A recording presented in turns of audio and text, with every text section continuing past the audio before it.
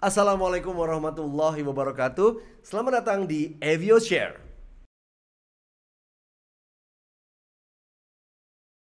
Di episode kali ini adalah sambungan dari episode sebelumnya tentang 8 langkah yang bisa Anda lakukan untuk mengatasi rasa takut dalam berbicara di depan umum, atau 8 steps to overcome your fear of public speaking. Nah, ini juga yang penting, calm your nerves. Ketika kita mau melakukan sebuah pembicaraan, ketika kita mau ngomong di depan publik, mau meyakinkan pimpinan, mau berbicara di hadapan forum, mau presentasi tentang penjualan, mau melakukan ide inovasi di panggung, tubuh kita merespon adanya ancaman. Ya, ancaman ini yang harus kita tanggapi dengan bijaksana. So we need to calm our nerves. Rasa tegang-tegang itu harus kita jawab, and we have to channel our fear into something positive. Ya, bahwa pertama kita sadar dulu mindset kita bahwa ketika kita mengalami ketegangan dan ketakutan itu hal yang wajar, berarti kita normal dan kita hidup, setiap manusia pasti punya ketakutan. Tapi yang paling penting, what's next? Abis ngerasa takut apa? Mau tidur aja di rumah sampai nanti pada hari presentasinya, atau mau ngelakuin sesuatu? Kita punya 1 minggu. I'm gonna start making a preparations. Hari ini saya mau begini, besok saya mau begitu, lusa saya mau begini. Nah, kalau kita cicil-cicil itu persiapan sampai bahkan ke hari hanya, ini adalah proses bagaimana kita menguasai materi, menguasai diri, dan insya Allah seiring dengan latihan yang sudah kita lakukan sesering mungkin, rasa takut kita tuh akan makin lama makin turun. Jadi otak-otak kita, saraf-saraf kita akan lebih rileks gitu ya. Kalau bisa diharapkan sebelum kita melakukan sesuatu, cari tempat ya di mana teman-teman nyaman untuk ngelakuin berpikir, proses gitu ya. 1 menit, 2 menit. Itu ungkapan ya, artinya bisa mencatat ya, mengingat, bisa melakukan tafakur atau memuji sang pencipta, meminta bantuan kepada Allah gitu ya. Berdua-duaan, sholat adalah salah satu bentuk yang paling bagus untuk melakukan relaksasi. Ya, ini salah satu contoh. The main lesson you want to teach the audience adalah apa gitu ya. Nah, ini remind yourself why you're here, why you're there. Ingetin diri ya teman-teman, saya besok mau presentasi, saya pekan depan mau melakukan presentasi. Ya, why? Kenapa saya? Terus ditanyain lagi, kenapa nggak saya gitu? Karena perusahaan memiliki kepercayaan, atau perusahaan yakin saya bisa ngelakuinnya. Perusahaan memiliki confident bahwa saya bisa ngelakuinnya. Kalau perusahaan confident, kenapa saya nggak ngelakuin? Nggak confident. Kedua, saya dipercaya untuk berbicara di depan forum bisnis internasional. Kenapa saya yang dikirim? Karena Anda mampu. Ya, artinya nggak mungkin seseorang itu dikirim melakukan sesuatu kalau dia tidak punya kemampuan. So, lihatlah sesuatu dari sisi positifnya, bukan dari sisi negatifnya. Ya, I understand that every time there's always a negative side of us yang selalu menghantui kita. Tapi dalam hal ini kita harus punya kemampuan untuk memanage diri kita. Kalau enggak, kita nggak akan bisa menjadi seorang presenter atau public speaker. So remind yourself why you're there. What's the main lesson you want to teach to the audience? Saya besok mau nyampein sebuah ide bisnis kok, nggak ada salahnya, itu kan hal yang bagus. Tadinya orang lain nggak tahu jadi tahu. 100 orang akan datang ke presentasi saya dan mengetahui tentang cara meningkatkan income tambahan. Apa yang buruk dari hal itu? So you are telling yourself that the experience, that the presentation experience you're going to do next week is something positive. Jadi Anda ngomong dalam diri Anda, ingatin diri Anda bahwa ini bukan hal yang buruk, ini bukan hal yang negatif. Ini bukan disuruh ngelakuin kriminal, kita justru mau ngelakuin suatu kebaikan. Nah, ketika ada kebaikan, ketika ada ilmu yang mereka dapatkan dari presentasi kita, mereka jadi berdaya, jago dalam bisnis, Anda yang meraih pahalanya nanti. Gitu ya. So, always entertain yourself, always remind yourself there's something positive. Nah, yang kedua, clench your fist for 3 or 5 seconds. Ini relaksasi, sedikit merilekskan tubuh yang tegang-tegang sarafnya ya. Akan lebih santai ya di seputar rahang dan juga bahu ya, olahraga sedikit. Biasanya saya lakukan 1 jam sebelum presentasi ya, atau yang buat suka lari pagi, dan ini bermanfaat sekali. And breathe deeply. Tarik nafas dan buang perlahan-lahan. Tarik nafas dan perutnya dimajukan, itu adalah pernafasan lewat diafragma, lewat rongga paru-paru bawah. perut gitu ya. Dan buang lewat pernapasan. Nah, biasakan breathe deeply. Jangan cepat-cepat nafasnya. Jadi kalau kita udah sekali napas, nyimpan oksigen banyak, terus kita cicil-cicil buangnya sedikit tuh slowly, bagus buat kita ngatur ritme supaya kita jantung nggak berdetak terlalu cepat dan nggak kelihatan kita nervous gitu ya. Yang kelima adalah start strong. Pada saat Anda presentasi, pada saat Anda bicara, Anda mulai dengan sesuatu yang kuat. Halo, apa kabar? Selamat siang, apa kabar? Hey, apa kabar? Anda bisa menyapa dengan lantang ya, membuat audiens yang tadi lagi ngobrol jadi ngeliat dan akhirnya siap.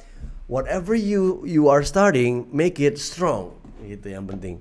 Ya di depan harus ada sesuatu yang menarik buat audiens lihat. Kalau enggak audiens mungkin akan lebih senang ngobrol bersama yang lain gitu ya. The first few minutes are very crucial, betul sekali. Beberapa menit di depan itu sangat penting. Kasih tahu ke audiens impresi apa yang Anda ingin sampaikan. Anda confident, Anda adalah seseorang yang tulus, sincere, Anda adalah seorang yang nyaman, yang ramah, dan Anda memiliki sesuatu yang layak audiens itu tonton atau lihat karena ini adalah ilmu misalnya gitu. Anda bisa sampaikan lewat kata-kata, Anda bisa nunjukin slide dengan sebuah gambar yang powerful, Anda bisa bilang, Anda bisa nunjukkan misalnya keramah tamahan Anda. Apa kabar Bapak Ibu? Sehat Pak? Ibu sehat? Senyum. Jadi audiens, wow, nyaman ya, orang ini ramah ya, saya suka ini gitu. Nah, karena mereka adalah audiens Anda. Jadi Anda akan menjalani satu tugas bersama mereka selama 1 jam presentasi. Jadi you better make a good relationship with them gitu ya. Get along with them ya, berbaiklah bersama mereka. Gitu. Anda bisa ngelakuin pertanyaan. Boleh tahu di sini siapa yang belum sarapan pagi tadi? Boleh tahu di sini siapa yang belum ini? Ya, Anda bisa menggunakan funny anecdote yang lucu tapi pasti tidak menyinggung sebagian orang atau komunitas atau grup gitu ya. Anda bisa memberikan sebuah fakta yang mengagetkan atau statistik yang menggelitik ya.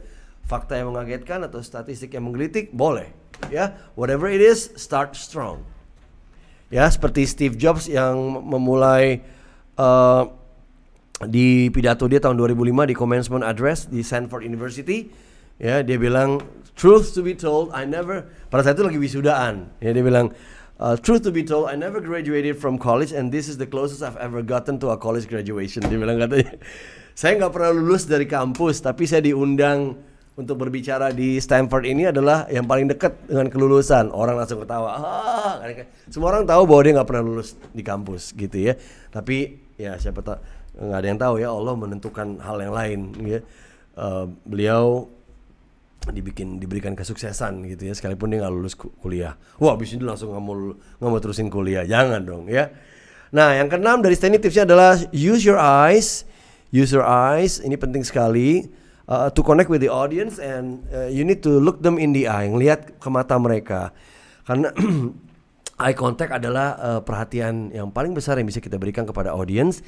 Dengan kita menatap orang, membagi pandangan, itu memberikan kepedulian sama mereka, memberikan perhatian. Dan ketika kita melakukan hal itu, mereka juga akan melakukan hal yang sama. Sebaliknya kalau kita nggak ngelihat ke mereka, ngelihat ke atas, ngelihat ke samping, ke kiri, ke kanan, itu malah berbahaya. Ya, try this approach. Saya biasanya selalu mencari 5 wajah-wajah yang friendly di antara audience ya pada saat presentasi, atau kalau mau 1 jam sebelum itu saya datang pada saat lagi break atau lunch break, lagi makan, saya makan bersama mereka, saya ngobrol ke beberapa orang, 5, 6, 7 orang. Jadi 5, 6, 7 orang inilah yang nanti akan membantu saya memberikan pandangan yang baik, yang menyenangkan, dan tatapan mata yang menyenangkan seperti layaknya seorang sahabat gitu ya. Ya, tapi bukan berarti yang fokusnya pada 5 ini aja Stan, semuanya gitu harus. Tapi paling tidak kita tahu siapa yang akan bekerja sama dengan kita, gitu ya. Jangan lakukan hal ini, looking across the room, melihat sekeliling ruangan, terus focusing, ngeliatin ke belakang, terus ngeliatin bagian belakang dari orang, terus melihat pada satu orang aja gitu, locking onto just one person, jangan. Jadi harus dibagi pandangannya. Give your audience the sense you're talking to all of them. Kalau mereka bentuknya U ya Anda harus bagi U. Kalau Anda bentuknya Y Anda harus bagi Y. Ya, karena pastikan bahwa mereka adalah bagian penting dan mereka adalah penentu kesuksesan dari presentasi itu, dan mereka adalah aset Anda dalam presentasi, gitu ya. Ini tadi tipsnya. After you finish expressing an idea or thought, shift your focus to the next person. Jadi setelah nyampein suatu ide, langsung belok ke orang lain untuk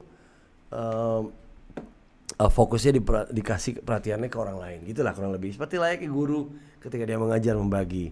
Kecuali dia ngajar di sini ya, kan kita ngelihatnya ke kamera.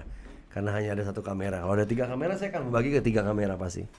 Gitu. And don't forget, end with a bang. Ya. Starting strong is good, finishing strong is epic, kata Robin Sharma. Jadi tadi mulainya udah kuat, ujungnya harus nonjok gitu istilahnya. Make your audience feel that you're leading up to something spectacular, then make sure that your presentation is something really worthy to be remembered. Gitu kurang lebih, ya. Bisa Anda menggunakan sebuah pertanyaan retorika, ya. Bisa Anda menggunakan quote orang terkenal, bisa Anda menggunakan suatu hal yang lucu, yang menggelitik, bisa Anda menggunakan sesuatu yang bikin orang mikir, ya. Yang penting adalah leave the presentation with a bang.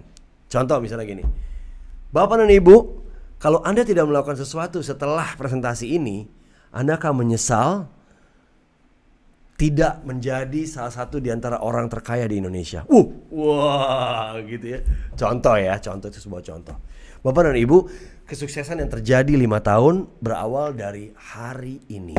Coba ingat hari ini apa yang terjadi, dan ingat yang terbaik dari hari ini adalah yang akan Anda lakukan menjadi modal buat masa depan. Inilah modal Anda. Saya Stanley Agustaf, sampai jumpa. Seperti itu kurang lebih. Ya, something like that. And finally, always end with a powerful call to action. Dan call to action itu penting banget. Apa yang Anda mau di habis presentasi itu. Ya, Bapak dan Ibu, hari ini adalah menentukan seberapa besar pendapatan Anda di masa depan. Jadi mulailah bergabung bersama bisnis kami. Misalnya seperti itu. Call to action apa? Dengan mengisi form, dengan ini, dengan itu. Nah, call to actionnya apa? Harus jelas. So not just ending with a bang, tapi harus ada call action yang kuat. Ya, ini sedikit quote yang saya kasih tinggalkan dari The Civil War. Abraham Lincoln pernah menyampaikan, the dogmas of the quiet past are inadequate for the stormy present and future.